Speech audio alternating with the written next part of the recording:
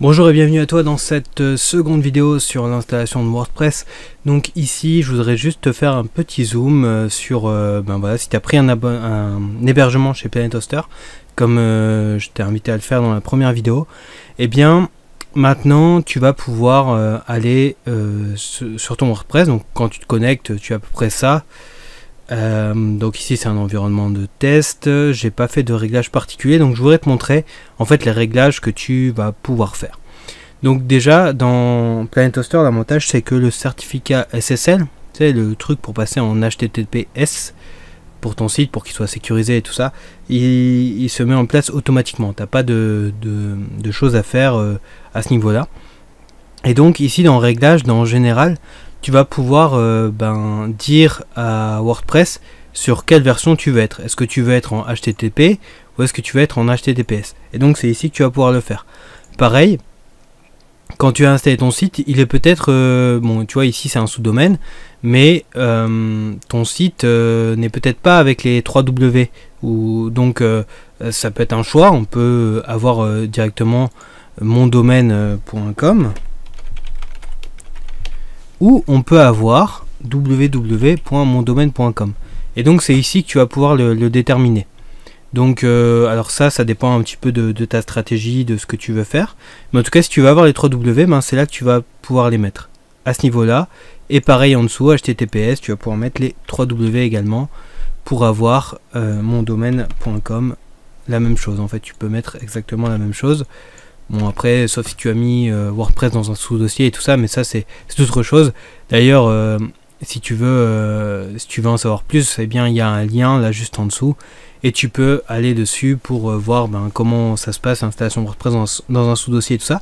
Mais si tu as utilisé la méthode que je t'ai recommandée juste dans la vidéo précédente, eh bien tu as directement le WordPress dans le dossier du site et il n'y a pas de problème, il n'y a pas de réglage particulier à faire.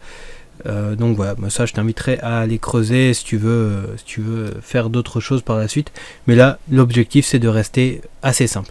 Alors après, qu'est-ce qu'on peut faire d'autre comme réglage dans WordPress? Donc là ici, donc c'est au niveau du général. Donc une fois que tu as fait tes informations ici, tu as le titre du site. Le titre du site, là tu vas mettre le titre de ton site, évidemment le nom. Et ensuite tu as un slogan. Donc ça, le slogan il est repris sur certains thèmes, ça dépend un petit peu des thèmes que tu vas utiliser et tout ça. Et donc là tu mets le slogan que tu as envie. Ensuite tu vas simplement faire enregistrer.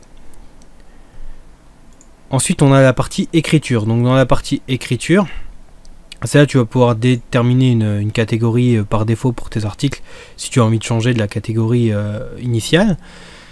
Ensuite il n'y a pas trop de choses à faire dans écriture. Donc on va aller dans lecture. Donc dans lecture ici tu vas pouvoir déterminer si tu veux que ta page d'accueil affiche les derniers articles ou si elle affiche une page statique. Donc c'est à ce niveau-là, si tu as plutôt un blog, tu vas garder les derniers articles. Et si tu veux plutôt faire un site, tu vas utiliser une page statique et donc tu vas créer une page d'accueil pour ton site. Donc ici j'ai que la page d'exemple qui est incluse, donc il faut créer la page avant et puis ensuite elle se paramètre à ce niveau-là. Et ensuite tu peux avoir une page pour tes articles en complément. Enfin après je pense que ça dépend des thèmes. À vérifier. Ensuite ici on peut dire les pages quand elles affichent des articles, combien d'articles on veut qu'elles affichent. Donc par défaut c'est sur 10. Moi je te recommande d'en mettre peut-être 30 ou voire même 50 pour optimiser le référencement de ton site. Surtout si tu as un blog et surtout si tu utilises beaucoup la partie blog de WordPress. Donc ça peut être très intéressant pour optimiser ton référencement, que tes pages affichent beaucoup plus d'articles. Alors par contre, il faut faire attention, il ne faut pas en mettre trop non plus, puisque sinon ça va ralentir le chargement et du coup ça sera négatif pour ton référencement. Donc une cinquantaine d'articles c'est très bien, sur certains thèmes, sur certains hébergeurs, on peut monter jusqu'à 100, tout dépend des ressources après de l'hébergement, tout dépend de la rapidité du thème et tout ça. Mais 50 c'est un bon compromis. Ensuite les flux d'indication, les flux de syndication, bon là moi je laisse 10, par contre ce que je change ici c'est que je mets l'extrait. Dernier point, ici tu vois il y a visibilité pour les moteurs de recherche, donc moi je l'ai coché ici parce que je veux pas que ce site de démo s'indexe, mais il faut absolument, si tu veux que ton site soit référencé dans Google, dans Bing et dans les autres moteurs de recherche, il faut absolument que cette case soit décochée pour que tu puisses pour que ton site puisse être indexé. Ensuite, une fois que tu as fait ces modifications, n'oublie pas d'enregistrer pour que ce soit pris en compte, tout simplement. Ensuite, un autre volet, l'espace discussion. Donc dans les discussions ici, alors tout dépend du site que tu veux faire, mais il y a des informations que tu peux changer, et notamment l'aspect commentaire. Donc on va y aller point par point. Donc tu as réglage par défaut des articles, tenter de notifier les sites liés depuis le contenu des articles. Donc ça, c'est si tu fais un lien vers un site, et WordPress va envoyer automatiquement une notification au site en question pour dire que tu as fait un lien vers son site. Donc ça peut être sympa pour faire des échanges d'articles par exemple. Ensuite, tu as autorisé les liens de notification d'autres blogs sur les nouveaux articles. Donc là, c'est, je pense, l'effet inverse, c'est que toi, tu vas être notifié si quelqu'un te fait un lien. Ensuite, on a autorisé les lecteurs à publier des commentaires sur les nouveaux articles. Donc là, si tu veux stopper les commentaires, tu peux déjà décocher cette case. Ensuite, on a les autres réglages de commentaires. Donc ici, on va demander à ce que l'auteur d'un commentaire enseigne son nom et son adresse de messagerie. Ici, on peut demander à ce qu'il soit enregistré. Donc dans ce cas-là, il va être dans les abonnés de ton site. Donc personnellement, j'utilise pas trop. Ici, on peut fermer automatiquement les commentaires sur les vieux articles. Donc ça peut être sympa parce qu'on ne souhaite pas forcément que les vieux articles soient ouverts aux commentaires, puisque c'est toujours source de spam et tout ça. Donc ça peut être une option de le cocher pour fermer les commentaires automatiquement et avoir des commentaires que sur les nouveaux articles.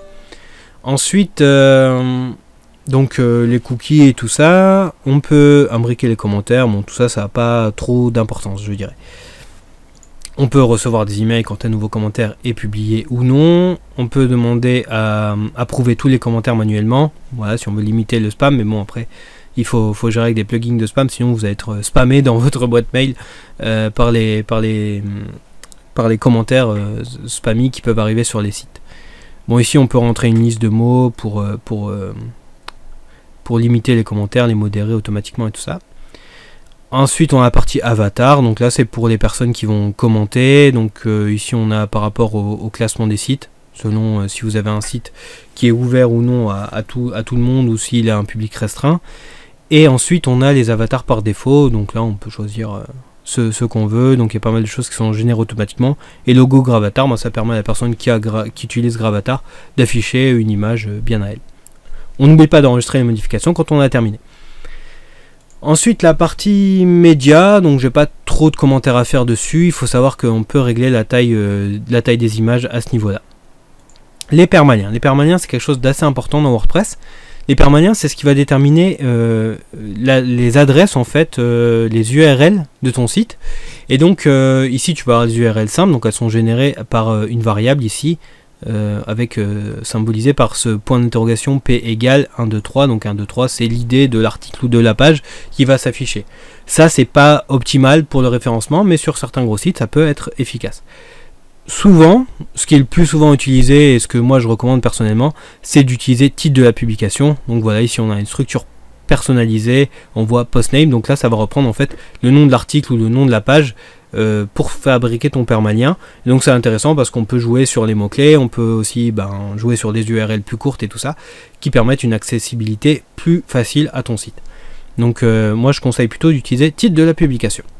Ensuite, en facultatif, on a préfixe des catégories et base des étiquettes. Donc là c'est si tu veux mettre quelque chose de particulier pour les URL dans les catégories ou pour les étiquettes. C'est pas très important, on peut passer là-dessus. On n'oublie pas d'enregistrer les modifications comme d'habitude. Et ensuite, on a l'onglet confidentialité. Donc ici, c'est pour la confidentialité. Donc c'est par rapport à la loi RGPD et tout ça. Donc tu as d'office dans les derniers WordPress une privacy policy qui est en brouillon. Tu peux dire d'utiliser cette page ou tu peux créer ta propre page où tu vas parler des cookies et tout ça. Donc voilà ce que j'avais à dire sur les réglages de WordPress. Donc ça va te permettre de régler ton WordPress que tu viens d'installer. Et puis dans les prochaines vidéos, j'irai un peu plus loin sur la création des pages, la création des articles ou la création des catégories. A très bientôt, salut!